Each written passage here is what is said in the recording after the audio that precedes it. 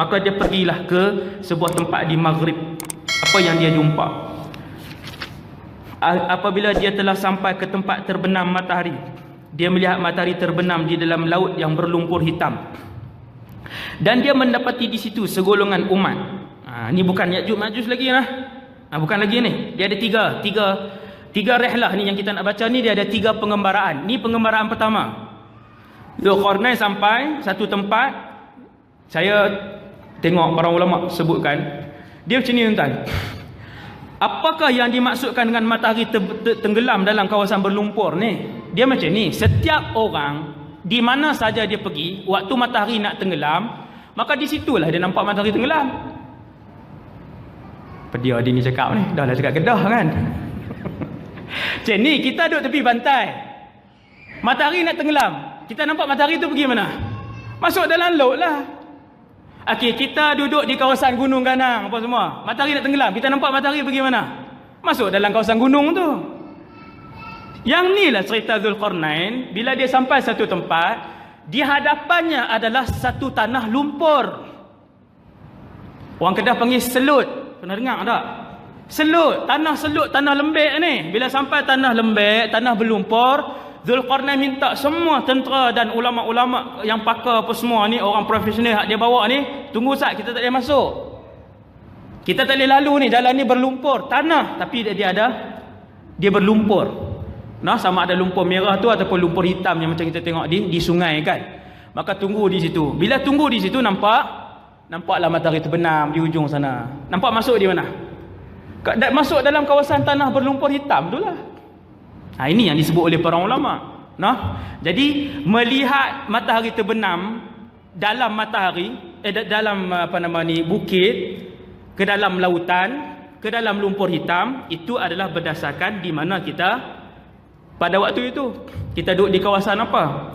Jadi ketika rehlah ke barat ini, Zulkarnain dan tentera-tenteranya, kerajaannya berada di depan kawasan lumpur hitam yang sangat luas terbentang. Maka ketika itulah nampak matahari itu turun di situ. Dan ada terjemahan lain lagi, tafsiran lain yang saya rasa tak perlu bawa lah. Kita faham yang tu, dah selesai. Okay. Kemudian apa berlaku? Maka jumpalah di situ satu kawasan penempatan yang besar. Di situ adalah berapa kampung apa semua. Maka pasukan Zulkarnain pun kata, qulna, kami berkata, hai Zulkarnain, kamu boleh menyiksa atau boleh berbuat kebaikan terhadap mereka. Siapa dia mereka ni? Orang yang Zulkarnain jumpa beberapa kampung yang ada di situ. Ramailah penduduk dia. Apabila satu orang raja dia raja ni dia ada pilihan untuk masuk bunuh semua, untuk masuk tawan semua, untuk masuk jadikan hamba abdi, ataupun untuk masuk sebarkan Islam. Tengok apa Raja Saleh ni jawab. Ayat 87. Qala amma man zalama fasawfa nu'adzibuh. Adapun orang yang zalim, maka kami kelak akan mengazabnya. Thumma yuraddu ila rabbih fayu'adzibuhu 'adzaban nukra. Apa jawab Zulkarnain? Bila Zulkarnain masuk ke barat ni, satu tempat yang luas, kampung apa semua, orang tanya, wahai Zulkarnain, kita nak buat apa pada penduduk kampung ni? Kita ada pilihan. Zulkarnain kata, siapa-siapa yang ada buat salah, buat jahat, buat zalim dekat orang lain, ada rungutan kejahatan yang dilakukan oleh kelompok manakah, panggil, kita adili mereka, kita kembalikan hak kepada orang yang dizalimi. Dan kemudian dia dikembalikan kepada Tuhannya. Dan sesiapa yang orang kata yang tidak sempat diadili sebagainya, selepas dia meninggal nanti, maka Allah pula yang akan mengazabnya. Tuan faham tak ni? Saya tak boleh kontrol dah bahasa ni, macam tu je lah. Jadi bila Zulkarnain, raja yang saleh ini, dia sampai, dia kata, pergi tengok dalam kampung ni, berapa puluh kampung yang dia ada ni, tengok ada yang ditindas dan sebagainya, yang dia pun tak boleh nak lawan, kita selesaikan. Kemudian yang lain yang kita tak sempat tu, nanti mereka kembali kepada Allah, Allah yang akan mengadab mereka. Itu maksud dia. Ni ayat 87 ni. Wallahu a'lam. Itu sebahagian dari tafsir dia. Saya tak boleh buat mai semua tafsiran. Dia jadi satu ayat 5 tafsiran, satu ayat 3 tafsiran. Jadi panjang. Kemudian wa amma man amana wa amila salihan falahu jazaa'anil husna wa sanaqulu lahu min amrina yusra. Adapun orang-orang yang beriman dan beramal soleh, yakni tuan-tuan sekalian, Zulqarnain waktu tu dia pun mengarahkan ulama-ulamanya berdakwah, kenalkan mereka kepada Allah Subhanahu Wa Taala, ajarkan kepada mereka tentang Islam. Itulah dakwah yang Nabi suruh. Kemudian siapa yang terima dakwah kita, beriman, beramal soleh, baginya pahala yang terbaik sebagai balasan, dan akan kami titahkan kepadanya perintah yang mudah dari perintah-perintah kami. Kami akan keluarkan arahan. Thumma atba'a sababa. Kemudian dia menempuh jalan yang lain. Habis Zulqarnain, dia bawa kerajaan dia, kekuatan kerajaan tadi ni pergi ke barat. Kemudian bermulalah perjalanan yang kedua, iaitulah ke timur. Pergi ke timur. Tuan-tuan sekalian, ada ulama-ulama Islam, ulama-ulama sejarah dan pakar-pakar geografi Islam. Mereka melakar peta yang sebahagiannya berusia 1000 tahun. Peta, saya tak tahu dari segi pemetaan barat berapa lama dah peta yang mereka buat. Dalam ulama Islam sudah berusia ribuan tahun, 1000 tahun. Antaranya apa nama ni, Al-Imam Al-Qazwini, kemudian Al-Imam Mustawfi, Imam Ibn Hawqal. Ni semua imam-imam lama tuan-tuan, yang mereka bukan pakar fiqh hadis, yang pakar geografi. Kan kita ramai yang pakar muzik, ada yang pakar apa nama ni, segala jenis lah tuan-tuan, matematik, ulama bio, ulama Islam yang mula mereka apa nama ni, yang mula mencipta ni teori-teori dan nama dalam ilmu ni, ulama Islam. Jadi ada ulama Islam yang buat peta, terutamanya dalam satu buku Atlas Tarikhul Islam, Dr. Hussein Mu'nis. Tak ada terjemahan saya rasa.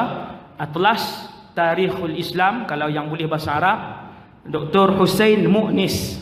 Dalam tu dia ada masukkan peta-peta lama ni, usia ribuan tahun, yang dilakar oleh pakar-pakar geografi Islam zaman dulu. Hebat tuan-tuan, ulama Islam sangat hebat. Selak-selak, salah satunya dituliskan peta kharitah makan tempat Sad Ya'juj wa Ma'juj. Ijtihad tuan-tuan, ijtihad ulama-ulama geografi ni tuan-tuan. Ulama dulu, ulama Islam sebut ulama geografi, tetapi juga pakar Quran dalam ni. Tuan-tuan tengok Ibnu Sina pakar perubatan, tetapi dia menguasai 4 lagi ilmu lain, antaranya ilmu agama juga. Hebat, subhanallah, hebat. Ulama, walaupun dulu ulama geografi, Quran dalam ni, ilmu hadis-hadis juga dia hafal. Dia himpunkan hadis-hadis tentang Ya'juj Ma'juj. Tengok ayat-ayat Quran, Allah sebut menuju ke mana. Dalam cerita ni disebutkan rehlah ketiga Zulqarnain, dia pergi satu tempat yang mana tempat tu manusia dia tidak ada perlindungan, sama ada pakaian ataupun rumah mereka tak ada perlindungan. Sama ada pakaian mereka tutup tak habis, tutup sikit, ataupun tempat-tempat tinggal mereka tak ada bumbung dan sebagainya. Maka ulama-ulama kita tuan-tuan, dia orang kaji, lepas tu tengok Allah Ta'ala sebut bagaimana sebagainya. Akhirnya dalam peta tu dituliskan bahawasanya Sad ataupun tembok Ya'juj Ma'juj itu ada di utara Siberia. Ada di utara Siberia. Dalam peta tu ditulis tuan-tuan oleh ulama-ulama Islam kita. Dia tunjuklah tempat tu di utara Siberia. Kenapa mereka sebut begitu? Itu adalah ijtihad mereka tuan-tuan, sekadar untuk pengetahuan sajalah. Kemudian ayat 90, Zulqarnain pun bawa tentera dia, semua kerajaannya, untuk pergi ke timur pula. Hatta idza balagha matli'a asy-syamsi wajadaha tatlu'u 'ala qaumin lam naj'al lahum min duniha sitra. Yani ke timur. Hingga apabila dia telah sampai ke tempat terbit matahari sebelah timur, dia mendapati matahari itu menyinar segolongan umat. Maksudnya cahaya matahari kena kepada satu kawasan penduduk yang besar ni tanpa perlindungan kepada penduduk tersebut. Menyinari segolongan umat yang kami tidak menjadikan bagi mereka sesuatu yang melindungi mereka dari cahaya matahari. Saya ambil dua pendapat ulama tafsir, tak boleh ambil banyak sangat, sekali lagi keliru. Satu ulama kata Zulkarnain dan kerajaannya bergerak ke timur pula, daripada barat tuan-tuan ke timur pula. Kita kata kenderaan kau macam mana ustaz? Wallahu a'lam. Nak bukan senang tuan-tuan. Kalau berjalan 2-3 orang pun nak ke barat, ke hujung barat, kemudian ke hujung timur pula, berapa tahun ambil masa, dengan jumlah kerajaan pula, dengan tentera dia yang ramai dan sebagainya. Bila sampai satu kawasan penduduk yang ramai, ada satu benda pelik yang dilihat oleh Zulkarnain, iaitu penduduk di kawasan itu pakaian mereka tidak menutup tubuh badan mereka. Maksudnya baju sikit lah. Kita boleh bayang orang lama dulu kan, tutup sikit lah. Sampai hari ni ada di sebahagian kawasan Afrika kan, orang perempuan atas dia tak pakai dah, tutup bawah saja sampai hari ni.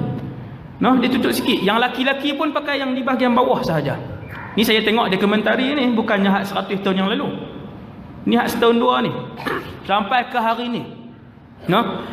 Pakaian mereka sikit saja. Makanan mereka madu naik pokok tinggi-tinggi. Ni yang hari ni masih ada di sebahagian pedalaman Afrika. Naik pokok yang tinggi-tinggi, ambil madu kan. Adalah dia tak asap lah apa semua. Tengok dokumentari itu kan. Dan makanan yang kedua, dia panah dia sumpit monyet. Kemudian kalau harimau ataupun singa tangkap apakah, dia halau singa tu. Di tempat kita singa yang kejar kita. Di tempat dia saya tengok dokumentari tu, dia yang kejar singa tu. Bawa kayu je. Dia larilah singa ni kan. Lepas tu dia pakai ambil lah binatang tu, tanggung balik makan sampai hari ni. Maka ketika mana perjalanan ke timur ini, Zulkarnain sampai di satu kawasan penempatan manusia yang luas, tubuh badan mereka tidak dilindung dengan pakaian. Situ satu. Yang kedua, ditafsirkan oleh para ulama, tempat tinggal mereka dia jadi macam kemah kosong macam tu je. Kemah macam tu, duduk. Atas tidak ditutup. Dan banyaklah sebab yang dipilih oleh para ulama. Ulama berijtihad lah di sini. Kenapa? Ada yang kata mereka ketinggalan, ada yang sebut mereka tak tahu pembinaan. Maka ketika itulah Zulkarnain dia panggil pula pakar-pakar dia, pakar pertanian, hak jurubina apa semua, ajak kumpulan ni, seru mereka kepada Islam, kemudian ajar mereka macam ni, buat rumah dan sebagainya. Bagaimana yang tu pentafsiran dengan birra'i, pentafsiran dengan akal lah, dengan logik.